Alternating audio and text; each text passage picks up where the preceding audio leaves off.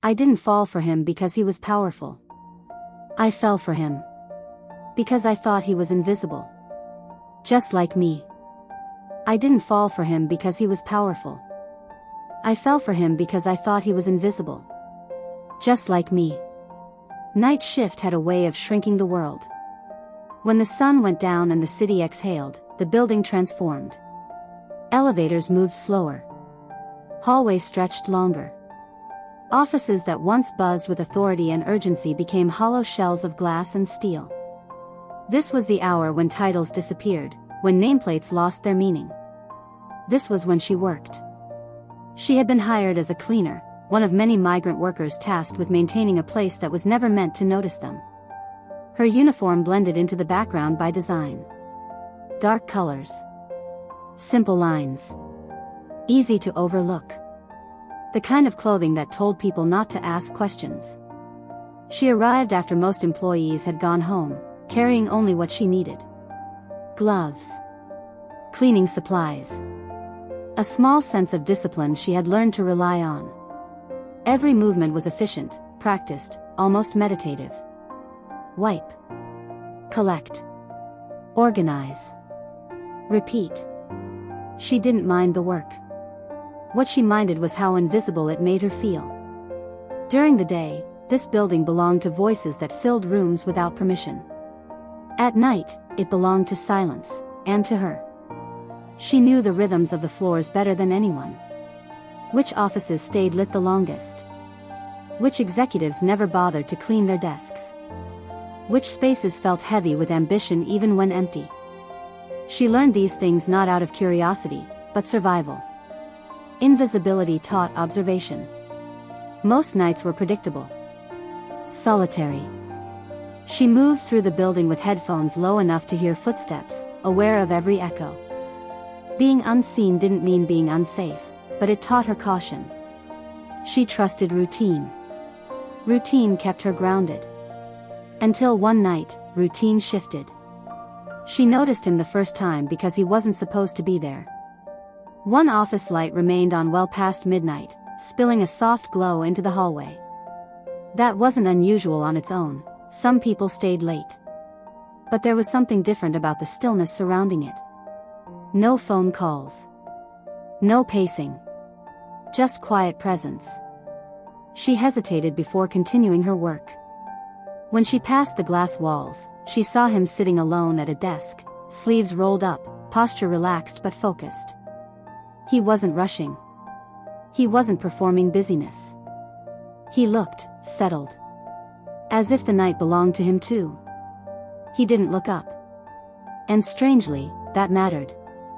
She was used to being either ignored completely or acknowledged with brief discomfort. A glance. A nod. Sometimes gratitude. Sometimes dismissal. But this was neither. He simply existed alongside her presence, without reacting to it. It felt different. Over the next few nights, she noticed him again. Always late. Always alone. Always quiet. Their paths crossed without interaction, connected only by the shared hours when the building felt emptied of hierarchy. She didn't know his name. She didn't ask. At night, names felt unnecessary. There was something grounding about his presence. Not because he paid attention to her, but because he didn't pretend she wasn't there. When their eyes met briefly, there was no discomfort. No surprise. Just recognition. Two people occupying the same quiet. She found herself slowing down near that floor, unconsciously adjusting her pace. Not out of attraction, at least not yet, but out of curiosity. He didn't fit the image she had built of people who stayed late in buildings like this. He wasn't frantic. He wasn't loud. He didn't carry himself like someone proving something. If anything, he felt removed. As the nights passed, their shared silence became familiar. Comforting, even. Sometimes he would glance up as she passed. Sometimes she would catch him watching the city through the windows, hands still, expression unreadable. They never spoke. And yet, something settled between them. She realized how rare it was to feel acknowledged without expectation. To exist without being categorized. He didn't look at her like she was a worker, or an obstacle, or a service. He looked at her like someone sharing the same space. That was enough to shift something inside her. Her life outside the building remained structured and contained. A small apartment. Limited rest. Long hours. She carried responsibility quietly, sending money home, measuring expenses carefully. There wasn't room for indulgence. There wasn't room for distraction. But these nights gave her something unexpected. Presence. She began to notice details she hadn't before. The way the city lights reflected against the glass. The hum of the building after midnight. The way exhaustion softened edges and stripped people down to something honest. She noticed how calm she felt on that floor. One night, she realized she was looking forward to it. That realization unsettled her. She reminded herself that proximity wasn't intimacy. That silence didn't mean connection. She had learned, through years of navigating unfamiliar places, not to romanticize moments that offered comfort without promise. Still, the pull remained. There was a moment, brief, almost insignificant, when their shared quiet deepened. She was finishing up nearby, the sound of her work blending into the background. He stood, stretching slightly, moving closer to the window. The building felt smaller then. More human. She sensed, rather than saw, that he was aware of her presence. Not as an interruption. As company. That awareness lingered. She didn't know who he was. And in that not knowing, something felt safe. No titles. No imbalance. Just two people existing beyond the hours they were meant to be seen. What she didn't realize yet was how fragile that safety was. How easily equality could be an illusion. How the absence of truth could feel like peace, until it wasn't. For now, though, she allowed herself this small indulgence. This quiet familiarity. This unspoken understanding that night belonged to those who didn't need to be noticed to feel real. And as she finished her shift and stepped back into the early morning air, she carried something new with her. Not hope. Not love. But the subtle awareness that she had been seen. Without knowing what it would eventually cost. At first, nothing changed. The nights continued as they always had, quiet, orderly, almost ritualistic. She arrived after sunset. He stayed long past reason.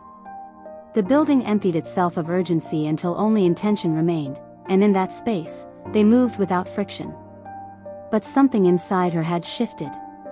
She became aware of him not as a presence, but as an absence when he wasn't there. On the nights his office remained dark, the floor felt colder. The silence heavier.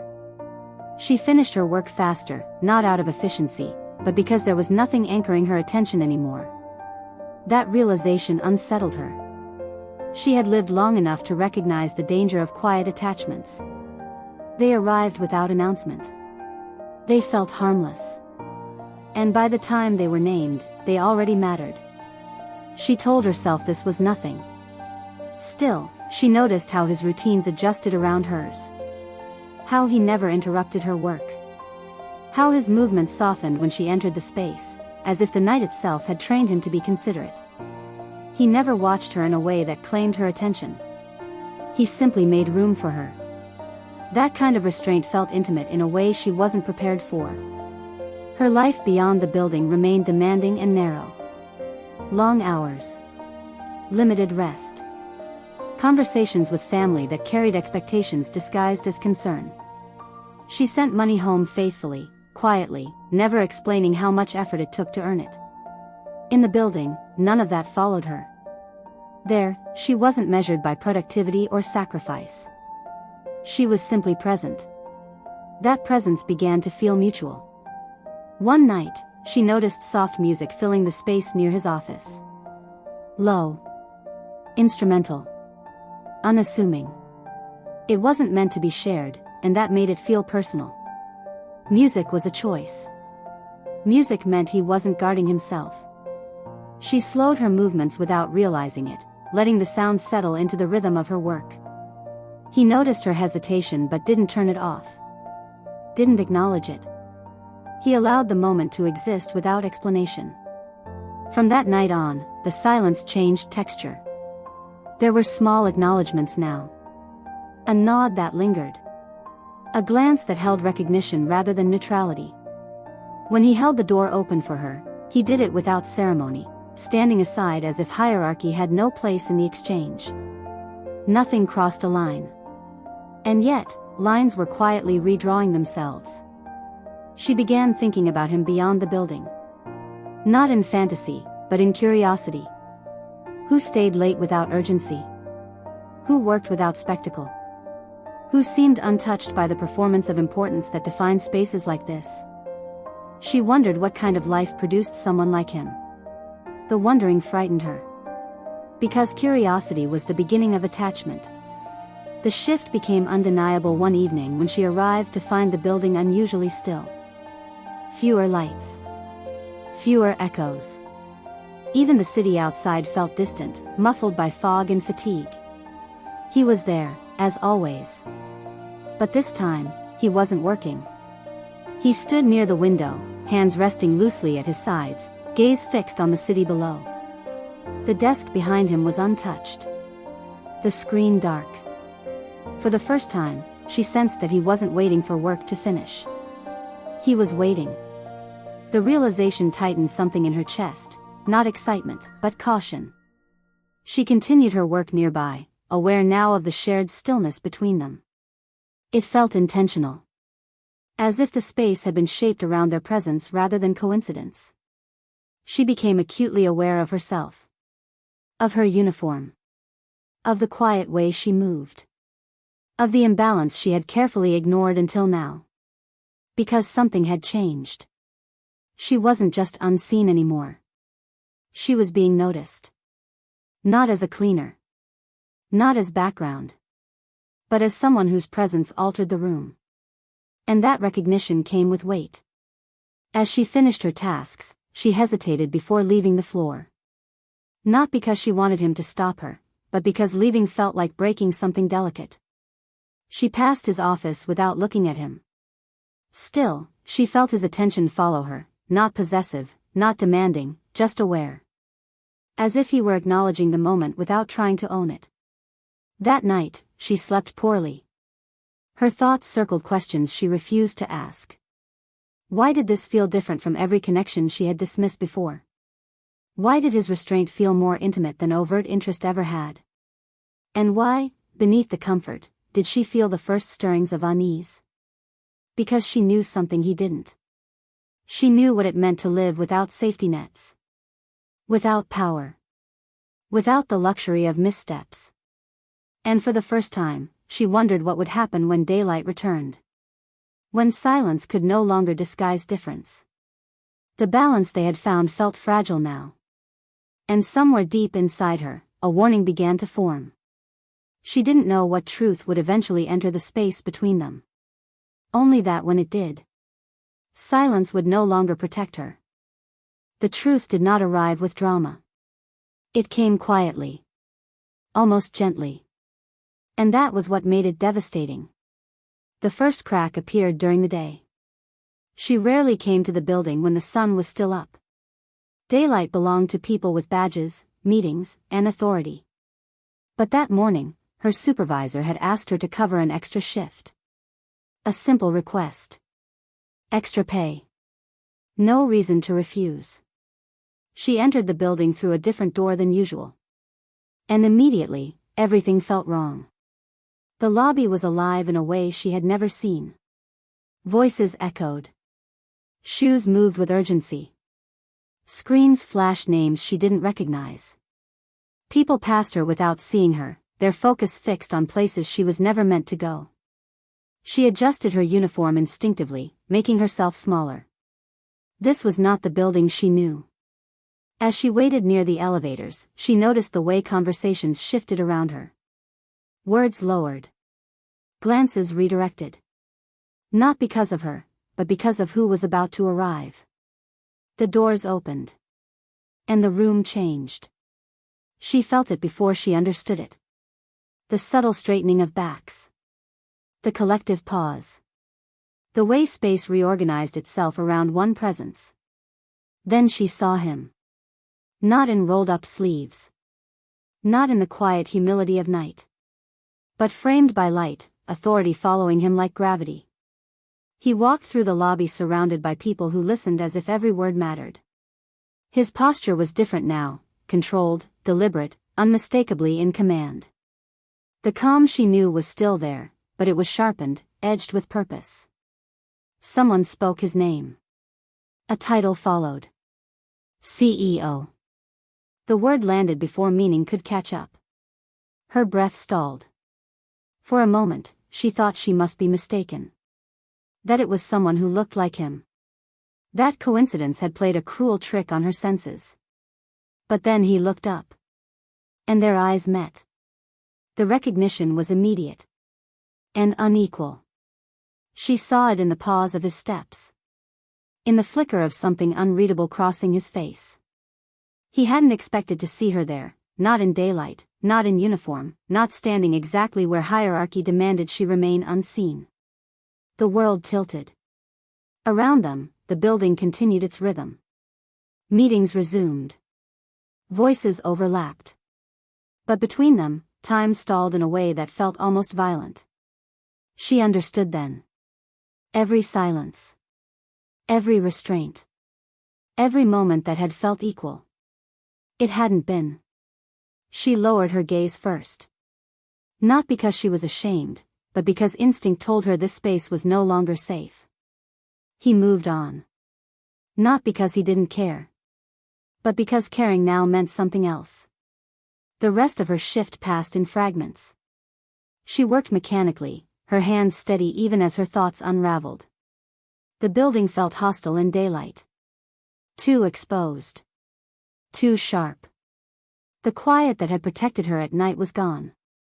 In its place was clarity. And clarity hurt.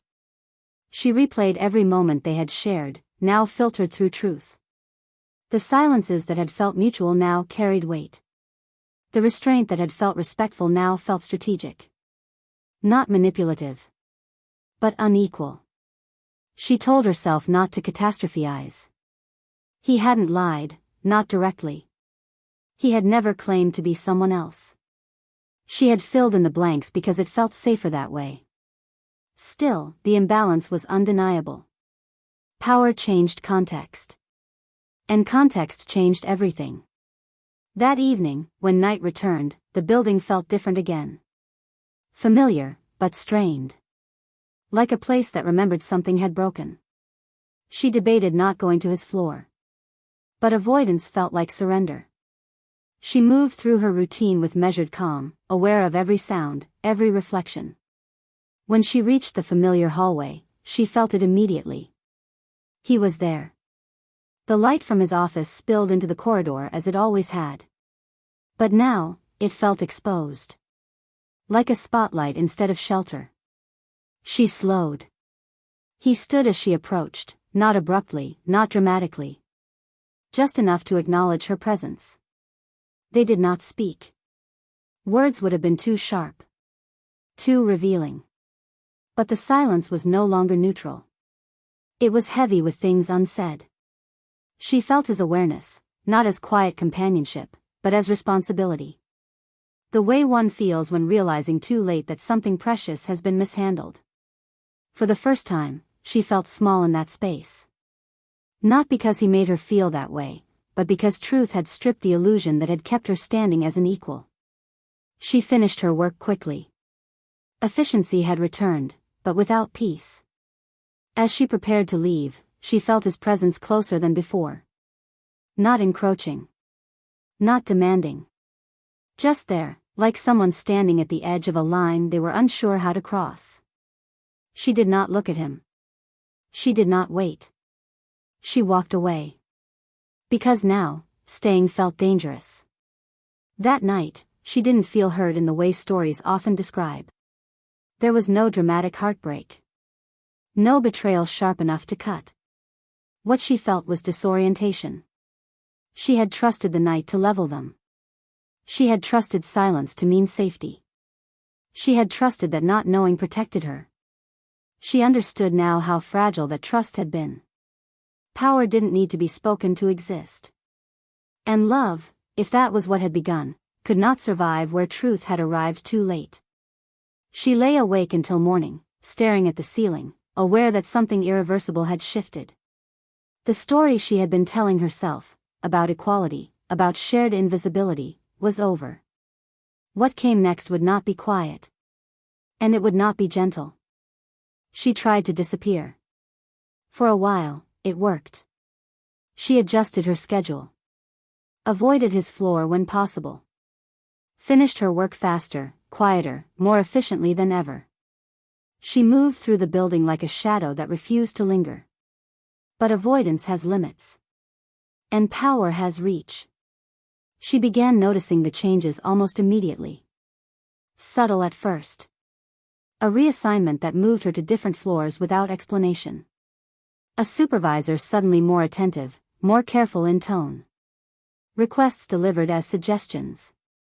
Suggestions that felt impossible to refuse. Nothing overt. Nothing she could name as interference.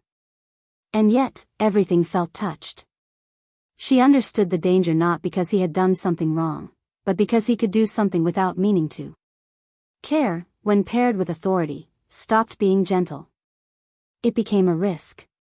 She told herself not to assume. Not to project intention where there might only be coincidence. But the unease followed her beyond the building now, settling into her routine, tightening around her choices. She became hyper-aware of how visible she was.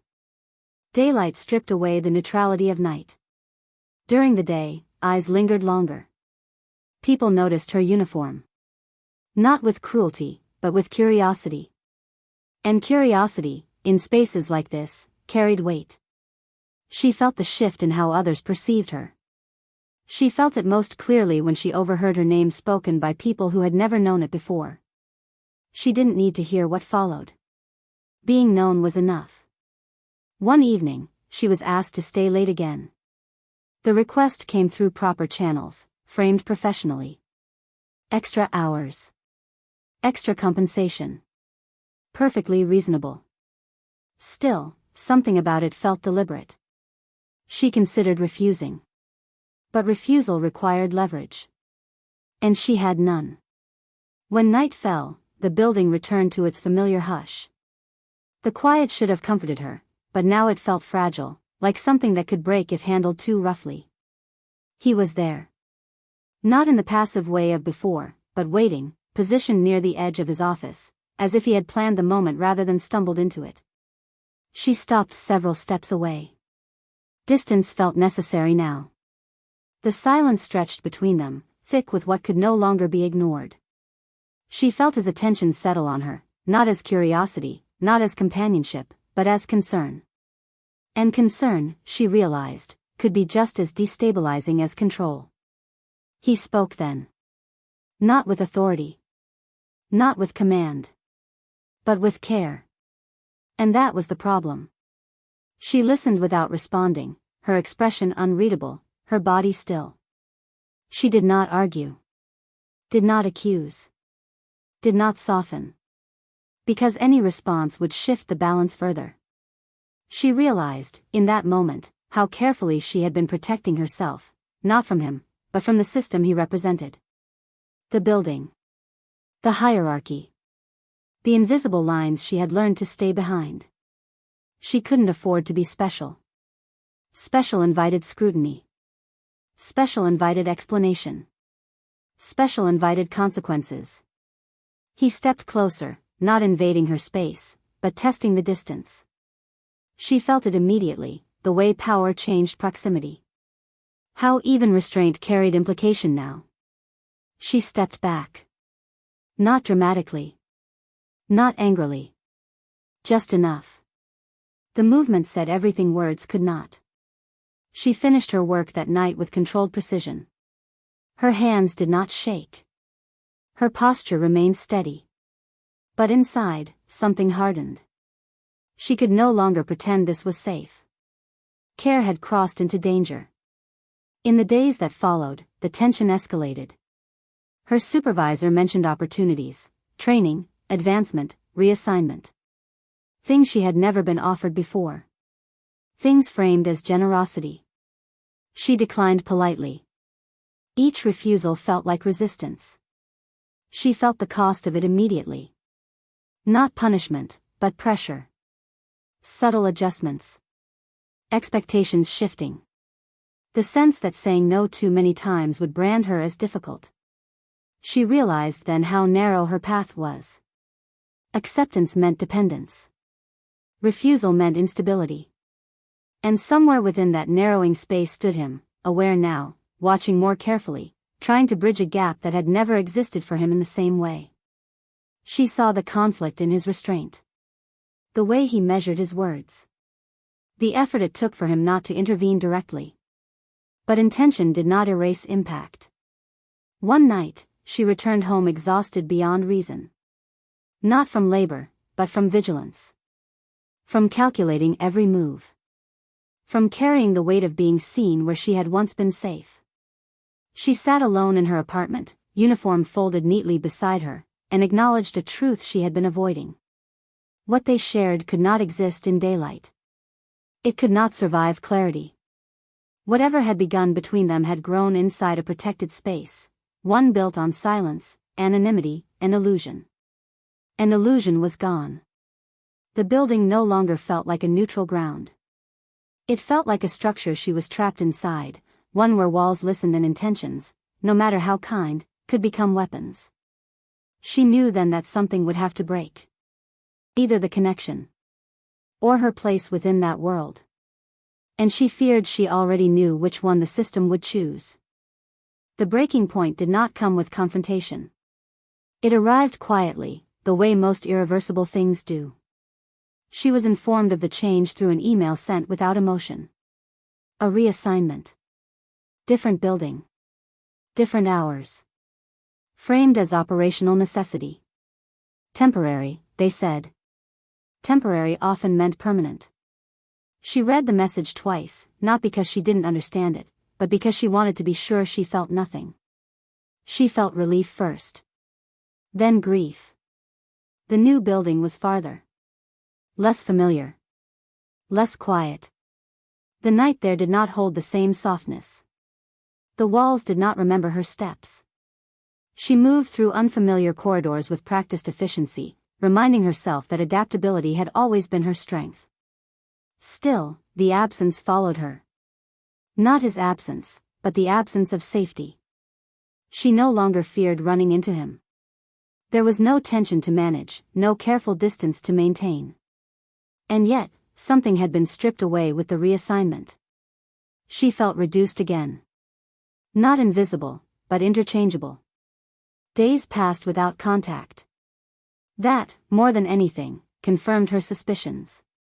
If what they had shared had truly mattered, something would have shifted.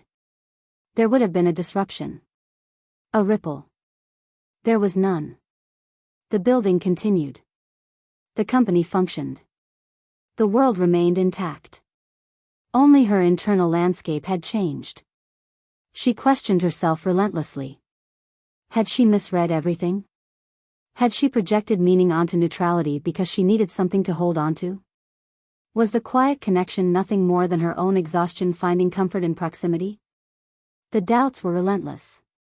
And then, confirmation arrived from an unexpected place. A coworker mentioned him casually one evening. Not as someone personal, but as a figure. Powerful. Admired. Spoken of with a mixture of respect and distance. Stories about decisions, acquisitions, strategy.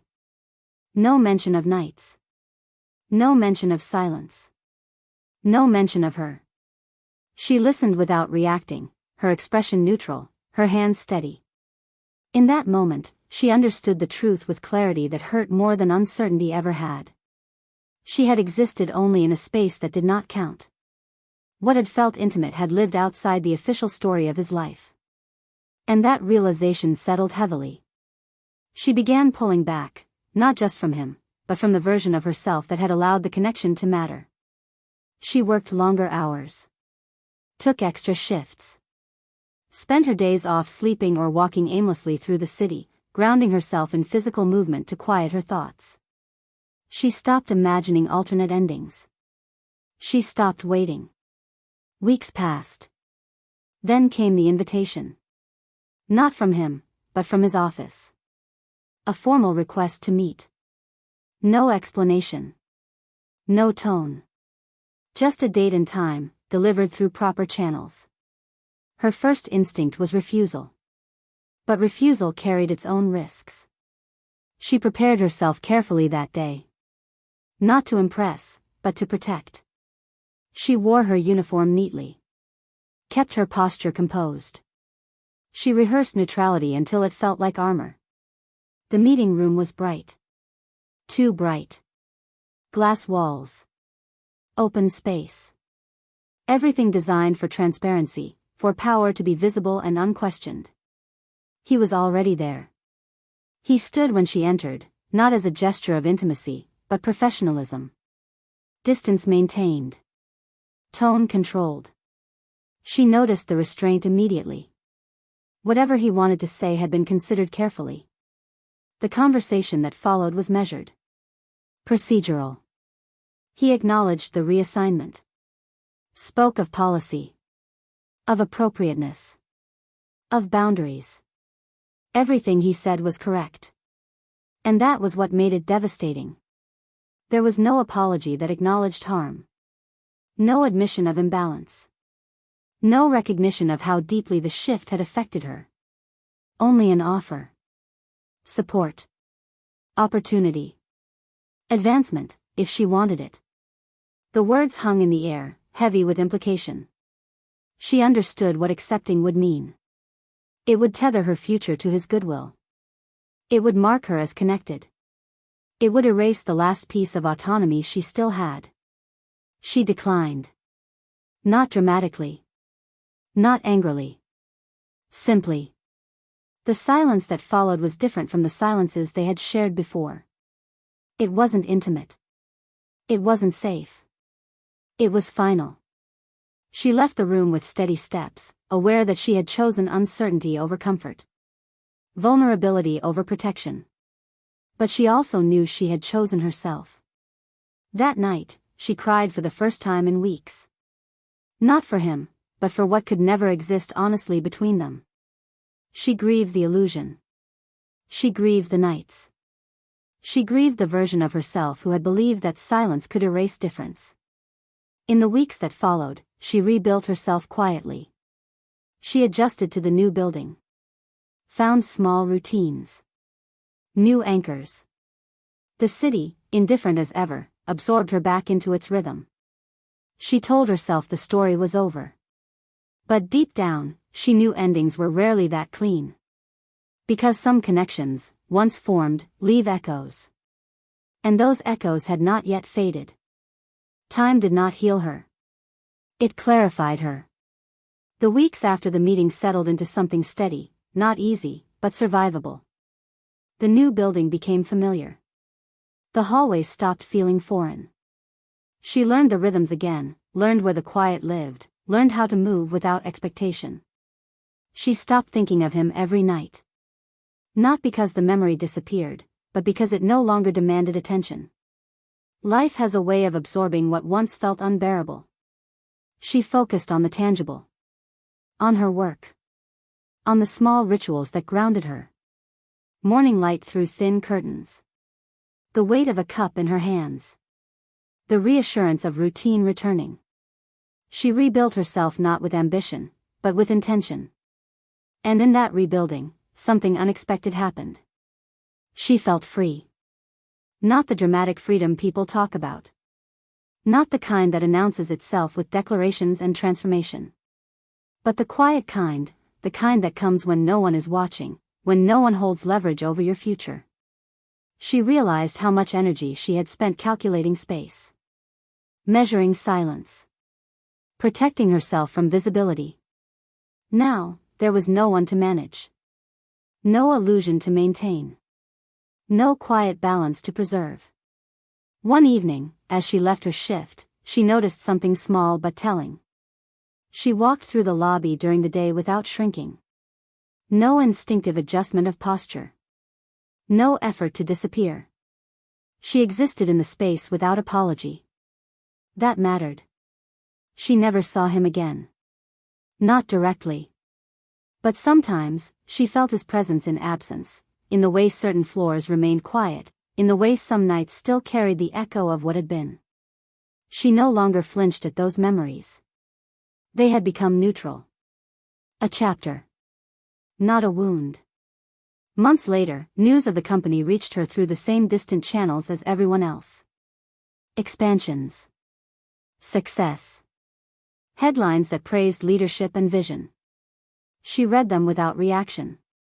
The man she had known at night did not exist in those stories. And that was okay. Because the woman she had been during those nights no longer existed either. She had grown beyond the need to be unseen in order to feel safe. She began making plans that had nothing to do with escape or survival. Small steps. Practical goals. A future shaped by her own choices rather than reaction. She called home more often. Not to explain herself, but to reconnect on her own terms. The conversations shifted. Expectations softened. Distance became something manageable rather than heavy. One night, as she walked home beneath a sky dulled by city light, she paused. Not because she was remembering him, but because she was noticing herself. How steady her steps felt. How quiet her thoughts had become. How little she needed now to feel complete. She understood something then, something she hadn't before. What had mattered about that connection was never romance. It was recognition. For the first time, someone had seen her without defining her by function or utility. And in losing that recognition, she had been forced to build it for herself. That was the gift she kept. Not love. Not regret. But clarity. She no longer needed silence to feel equal. She no longer needed night to feel safe. She carried her presence with her now, visible, grounded, unafraid. And that was enough. If this story stayed with you longer than you expected, you're not alone. Stories like this aren't meant to be rushed. They're meant to sit with you. To echo quietly after the screen goes dark. If you found something familiar in her journey, something you couldn't quite put into words, you're welcome here. Subscribe if you want more long-form stories about quiet strength, unspoken love, and the moments that change us without asking permission. And if this story reminded you of someone, or a version of yourself, share your thoughts in the comments. Sometimes, being seen starts with telling the truth quietly. Thank you for listening.